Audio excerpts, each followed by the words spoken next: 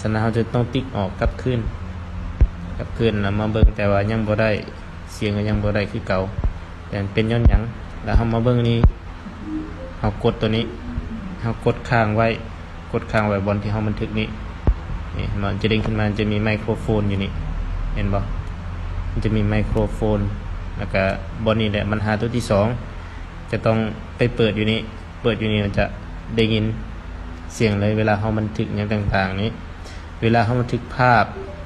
บันทึกเสียงคือกันจะบ่ได้ยินถ้าว่าเฮาปิดไว้แล้วฉะนั้นทุกคนต้องมาเปิดไว้นี้คือนักเรียนเข้ามาทำเกี่ยวกับการบันทึกเสียงการบันทึกภาพหน้าจอหลายๆคนก็เลยอยากแนะนำอยากนำเสนอให้ทุกคนได้เรียนรู้นำกันว่ามันเป็นย้อนหยังสำหรับiOS ก็เลยอยากอัดคลิปอัดวิดีโอให้ทุกคนได้เรียนรู้นำกัน